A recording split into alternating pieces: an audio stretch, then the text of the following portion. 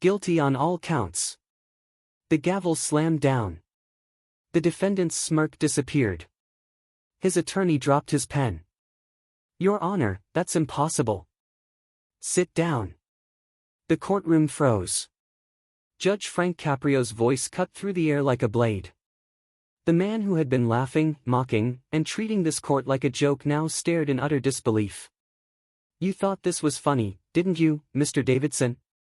What happened in the next 60 seconds would make headlines across America, a viral moment proving that respect in Frank Caprio's courtroom isn't merely requested, it is demanded. Yet no one in that room could have foreseen how a simple traffic violation would transform into the most ruthless judicial takedown in Providence municipal court history. This is the story of how arrogance collided with accountability. 20 minutes earlier, David Davidson strutted into Providence Municipal Court as if he owned the place. Designer sunglasses perched on his head, an expensive watch glinting under the fluorescent lights, phone in hand, recording everything. This wasn't his first visit, and he had a plan. Davidson was a local YouTube personality with 150,000 subscribers, specializing in exposing so-called corrupt government officials, and especially making judges look incompetent on camera. He'd done it before in Boston, Hartford, even New York. Today, the 42-year-old real estate developer had Rhode Island's most beloved judge in his sights. Today, we're going to show you how these small-town judges operate, he whispered to his phone, waiting in the gallery. This old guy, Caprio, thinks he's a celebrity because of a few viral videos. Watch me expose his whole operation. What Davidson didn't realize was that Frank Caprio had already been watching. He'd seen the cocky entrance and had already assessed exactly the type of person he was dealing with. Caprio had been on the bench for over 2 decades. In that time, he had encountered every type of defendant imaginable: terrified teenagers, desperate parents, hardened criminals, entitled rich kids. But something about Davidson's energy triggered every warning bell in the judge's seasoned mind. The bailiff called the case, David M. Davidson, speeding 85 in a 35 zone through a school district. Davidson approached the bench with a swagger that made the court stenographer glance up in disbelief. No respect, no decorum, just arms crossed, a smirk plastered on his face. So, Davidson interrupted before Judge Caprio could speak, I heard you're the judge who goes viral for being nice to people. That's your whole thing? The courtroom went completely silent. Judge Caprio slowly removed his reading glasses, leaned back in his chair, and fixed Davidson with a look that every parent would instantly recognize, the calm before the storm. Mr. Davidson, Judge Caprio said quietly, would you care to explain why you were driving 85 miles per hour through a school zone at 2:47 p.m. on a Tuesday? Look, Judge Frank, whatever you want me to call you, Davidson replied with a dismissive wave, I've got places to be, important meetings. I'm not like these other people who come in here begging for mercy. Just tell me the fine and let's move on. That's when Judge Caprio's expression shifted. Did you just call me Frank? Well, yeah. That's your name, right? Frank Caprio. I mean, you're not exactly the Supreme Court here, buddy. The prosecutor's jaw dropped. The bailiff stepped forward. Even Davidson's own lawyer leaned in to whisper something, but Davidson waved him off. Mr. Davidson, Judge Caprio said, his voice dropping to nearly a whisper, do you see that flag behind me? Yeah. So what? Do you know what this robe represents? Some old tradition, I guess. Look, can we speed this up? I've got content to create. Judge Caprio rose slowly, all 6 feet of him. The man who had shown mercy to thousands, paid fines from his own pocket, and become America's favorite judge for his compassion, that man was gone. In his place stood something far more commanding. Authority. You came into my courtroom to create content, Judge Caprio repeated.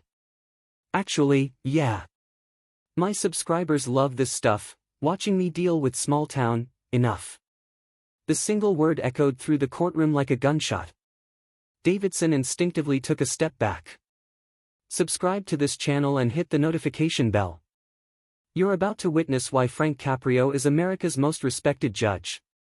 Leave a comment below and tell us what should happen to those who disrespect our courts. Judge Caprio stepped down from behind his bench. Something he seldom did. Something that made the bailiff tense and the court reporter pause mid-keystroke.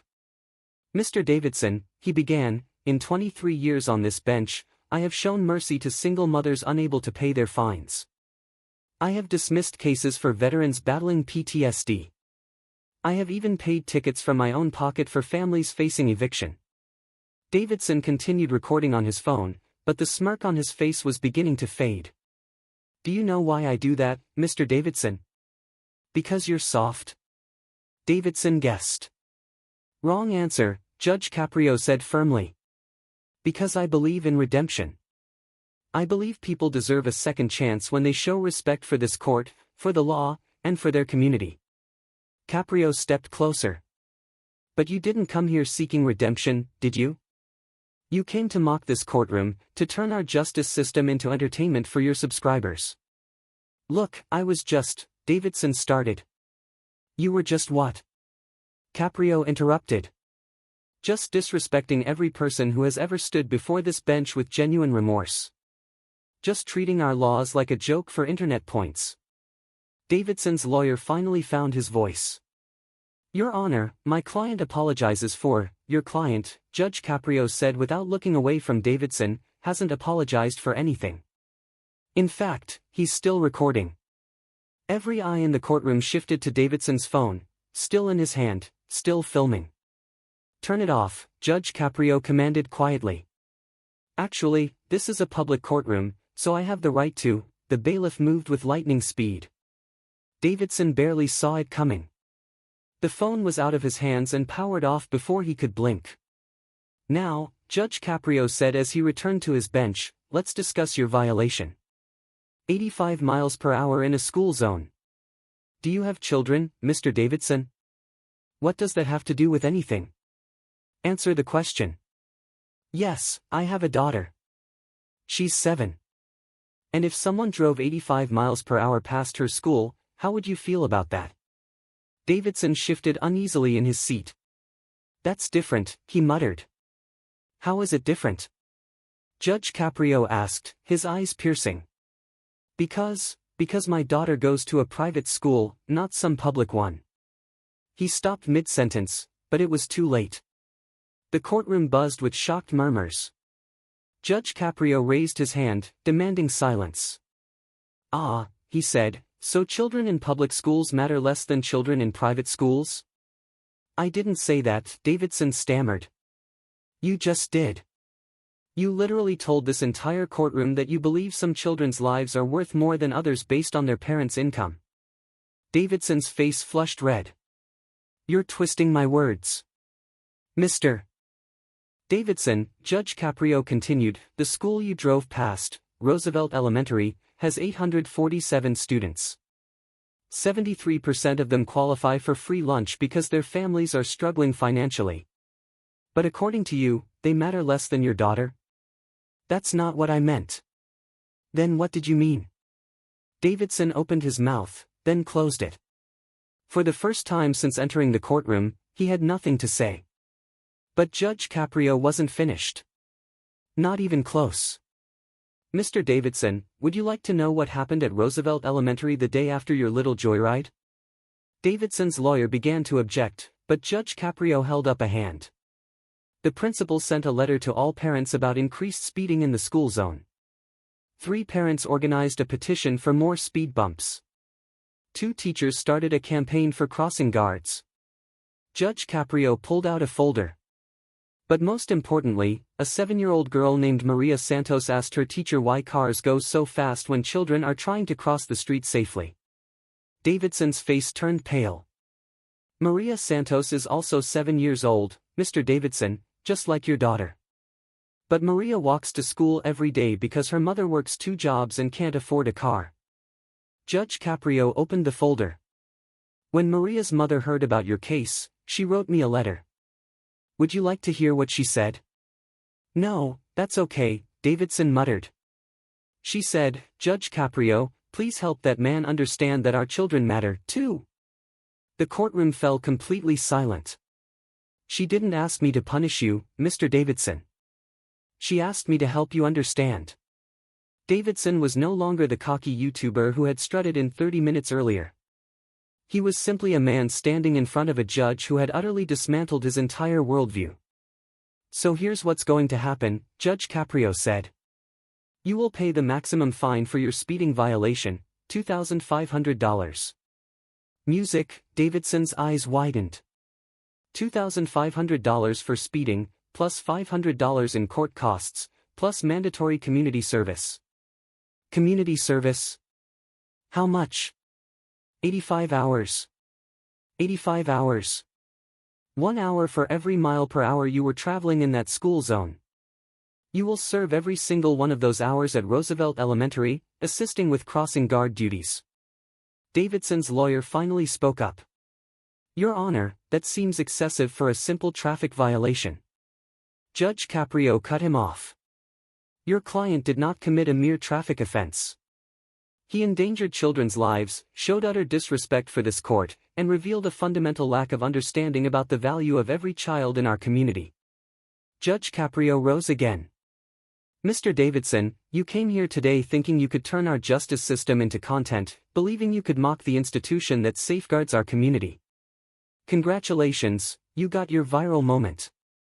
He gestured to the packed courtroom, every person listening intently. "But it will not be the kind of viral moment you imagined." Davidson finally stammered, trying to speak. "Your Honor, I apologize. I didn't mean to be disrespectful." "Mr. Davidson," Judge Caprio said, 30 minutes ago, that apology might have carried weight. 30 minutes ago, if you had entered with respect, acknowledged your mistake, and shown genuine remorse, this conversation could have gone very differently." The judge lifted his gavel. "But you chose to treat this courtroom as a stage for your entertainment. You chose to disrespect not just me, but every person who has ever stood before this bench seeking justice." He fixed Davidson with a piercing stare. "And most importantly, you chose to show that you believe some children's lives matter more than others." The gavel came down. "Therefore, the court finds you guilty of speeding in a school zone. Fines, $2,500. Court costs, $500. Community service, 85 hours at Roosevelt Elementary." Additionally, Judge Caprio paused for dramatic effect. "You are banned from creating any content about these proceedings for 6 months.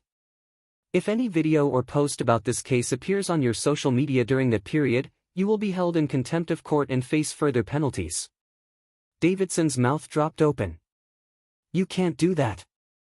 First Amendment. The First Amendment protects your right to free speech, Mr. Davidson. It does not protect your right to profit from ridiculing our judicial system." Judge Caprio brought the gavel down decisively. "Case closed, Mr. Davidson. I'll see you at Roosevelt Elementary Monday morning at 7 a.m. sharp. Don't be late." As Davidson was escorted out of the courtroom, still stunned, the gallery erupted into applause. Not just polite courtroom clapping, but genuine, heartfelt appreciation for a judge who had just demonstrated what true justice looks like. Hit that subscribe button if you believe judges like Frank Caprio are exactly what America needs more of. Share this video with anyone who still believes respect and accountability matter. And tell us in the comments, what would you have done if you were in Judge Caprio's position? But the story didn't end there. 3 months later, Davidson returned to Providence Municipal Court. But this time, he wasn't facing a violation. He was there to speak at a community forum Judge Caprio was hosting on traffic safety in school zones. Davidson walked to the podium with none of his previous swagger.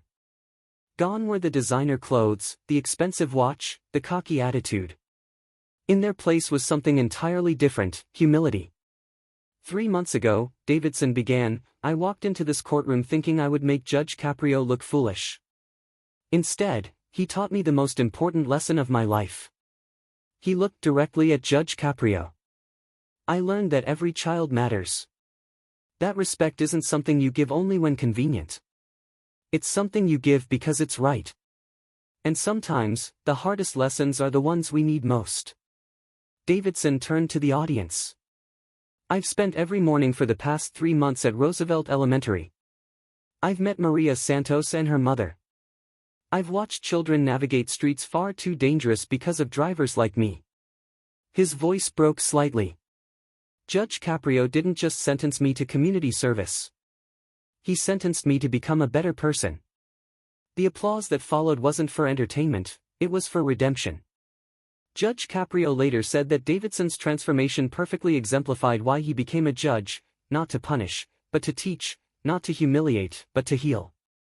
Sometimes, Judge Caprio reflected, people mistake kindness for weakness. They think that because I show mercy, I won't show strength. But real leadership isn't about being the loudest voice in the room. It's about knowing when to speak softly and when to thunder. That viral moment became more than just internet content. It turned into a masterclass in judicial leadership, proving that true authority comes not from anger or ego, but from steadfast principle and genuine care for the community. Davidson never made another video exposing officials again. Instead, he became one of Providence's most outspoken advocates for school safety, using his platform to promote respect for teachers, judges, and civil servants. And every morning at 7 a.m. you could still find him at Roosevelt Elementary, making sure children like Maria Santos crossed the street safely, because that's what happens when arrogance meets real leadership. But what happened next shocked everyone even further. 6 months later, the Providence Journal received an anonymous tip regarding Judge Caprio's sentencing, a complaint claiming judicial overreach and a violation of First Amendment rights. The complaint had been filed by Davidson's original lawyer, seeking to overturn the sentence and dismiss the community service requirement. When Judge Caprio learned of the appeal, his reaction surprised everyone who knew him. He invited Davidson back to court, not for a hearing, not for legal proceedings, but simply for a conversation. Davidson arrived that Tuesday morning to find Judge Caprio waiting in his chambers. No bench, no robes, no formal courtroom setting, just two men sitting across from each other at a simple wooden table. "David," Judge Caprio began, using his first name this time, "your lawyer filed an appeal. He wants your sentence reduced. He thinks I was too harsh." Davidson shifted uneasily in his chair. "Judge, I didn't ask him to." "I know you didn't. That's why you're here. I want to hear from you. Do you think I was too harsh?" The question hung in the air between them. Davidson was silent for a long moment. Outside the chambers, the courthouse carried on, the hum of attorneys discussing cases, families waiting for hearings, the everyday rhythm of justice moving forward. "Honestly," Davidson finally said, "at first, yeah, I thought you were trying to ruin my life over a speeding ticket." Judge Caprio nodded. "And now I understand that you were trying to save it." Davidson leaned forward in his chair. "Judge, do you know what happened to me after that video went viral?" Judge Caprio shook his head. "I lost subscribers. Tons of them. People called me entitled, spoiled, arrogant. My comment section turned into chaos. Sponsors pulled out. My girlfriend left me." Davidson paused, then smiled. Not his old arrogant smirk, but something real. "And it turned out to be the best thing that ever happened to me."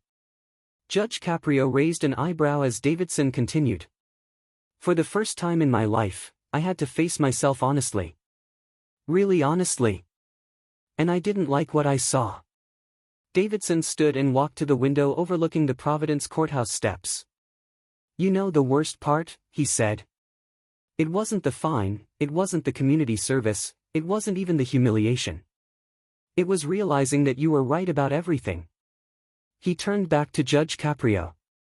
"I did think some children mattered more than others.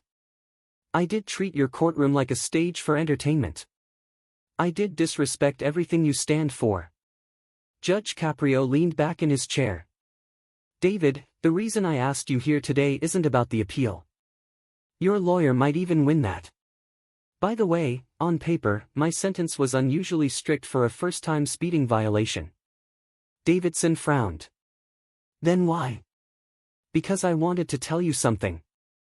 In 23 years on the bench, I've sentenced thousands of people, drunk drivers, drug dealers, domestic abusers, repeat offenders. Most leave my courtroom and I never see them again." Judge Caprio stood.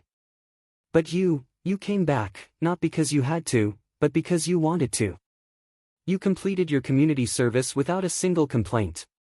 The principal at Roosevelt Elementary tells me you've been volunteering there even after your sentence was over. Davidson nodded. Those kids, they deserved better than what I gave them.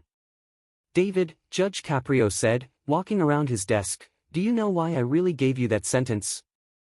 Not to punish you, but to teach. To give you a chance. I've been watching you for 6 months, reading the letters from Roosevelt Elementary, hearing about your work with the Crossing Guard program, seeing how you've changed, not just your actions, but your heart. He placed a hand on Davidson's shoulder. That sentence wasn't punishment, David. It was opportunity. Opportunity to become the man you were always capable of being. Davidson's eyes filled with tears. Judge, I don't know how to thank you. Don't thank me, Judge Caprio replied. Thank Maria Santos. Thank her mother. Thank every child at Roosevelt Elementary who trusted you to keep them safe, even after what you did. Judge Caprio returned to his seat. David, your lawyer wants to appeal my sentence. If he wins, you might get parts of your record cleared. You could even recover some of the fine money. Davidson looked at him with resolve. I'm withdrawing the appeal. Are you sure? Judge Caprio asked. This could follow you for years. Judge, that sentence changed my life, Davidson replied. If I let some lawyer undo it now, what does that say about everything I've learned? Davidson stood. Besides, I have bigger things to focus on than my record. Maria Santos asked me to help her with a school project on traffic safety. She wants to present it to the city council next month. Judge Caprio smiled, the first genuine smile Davidson had ever seen from him. You know, David, when you first walked into my courtroom, I saw a man who thought the world owed him something. Today, I see a man who understands what he owes the world. Davidson reached into his pocket and pulled out a small piece of paper. Maria gave me this last week. I wanted to show it to you. Judge Caprio unfolded the paper. It was a crayon drawing of a man in a bright yellow crossing guard vest helping children cross the street safely. At the bottom, in the handwriting of a 7-year-old, it read, Mr. David keeps us safe. Thank you for making him nice. Judge Caprio looked up at Davidson, who was wiping his eyes. She doesn't know you used to be different, does she? No. And I hope she never has to. Judge Caprio folded the drawing carefully and handed it back. David, I'm going to tell you something I've never said to any defendant in my courtroom. Davidson looked at him, expectant. I'm proud of you. The two men shook hands, not as judge and defendant, but as two human beings who had discovered something valuable in each other. As Davidson left the courthouse that day, he passed the same marble steps where he had once planned to film his exposé on small-town justice. Now, those steps symbolized something entirely different. They represented the day his real life began. That's what happens when arrogance meets true leadership. That's what happens when you disrespect Frank Caprio's courtroom. You don't just pay a fine. You discover the person you were always meant to be.